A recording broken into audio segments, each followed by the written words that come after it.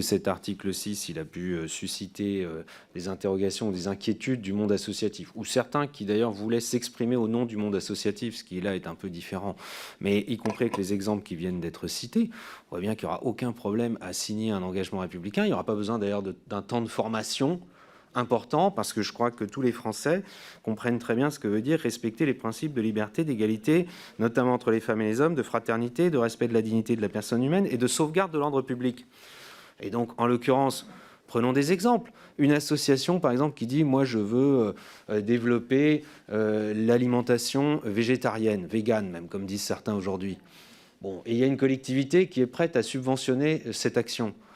Elle signera le contrat républicain, il n'y aura aucun problème.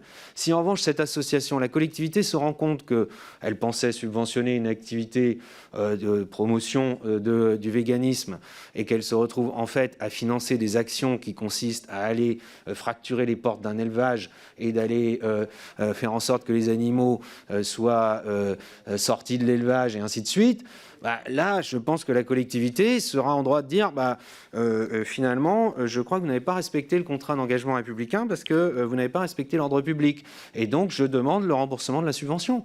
Et ainsi de suite. Et ce n'est pas, Madame Le Pen, on ne va pas faire une loi, ça on l'a dit et redit pendant de nombreuses auditions, qui dirait nous retirerons les subventions à une association dont on aura découvert qu'elle est islamiste. D'abord, si on découvre, c'est un peu tard, mais par ailleurs, on ne fait pas une loi où on met les associations islamistes.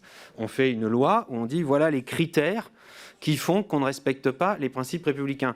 Et contrairement à ce qui a été dit, mais j'entends d'ailleurs des choses qui sont, comme souvent dans ces cas-là, antagoniques. D'un côté, on nous dit ça sert à rien, il n'y a pas besoin de faire ça, on peut déjà le faire. Et d'un autre côté, on nous dit mais c'est très grave, ça va mettre en cause la vie associative. La vérité, c'est que cet article 6 a une portée très large, en effet.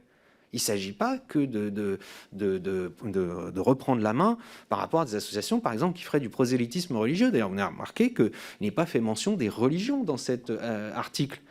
En revanche, ça va avoir un champ très large qui permettra, après, les ordonnateurs de subventions s'en saisiront ou pas, mais permettront de reprendre la main par rapport à des associations qui sollicitent une subvention pour un motif qui paraît tout à fait acceptable, mais dont on se rend compte qu'en réalité, dans leur activité, donc pas uniquement dans l'action subventionnée, dans leur activité par ailleurs, il y a des choses qui contreviennent aux principes républicains. Et ça peut avoir un champ extrêmement large qui ira bien au-delà de la seule question, en effet, de l'intégrisme religieux qui peut exister, évidemment, dans certaines actions associatives, et ça n'est évidemment pas toujours dit lorsque la subvention est demandée. Moi, je crois que c'est ça l'enjeu de l'article 6, et là-dessus, il n'y a pas de raison de se compliquer la vie. Les critères qui sont évoqués dès les premières lignes de l'article 6 sont très clairs et ont en effet une portée générale importante. Je mets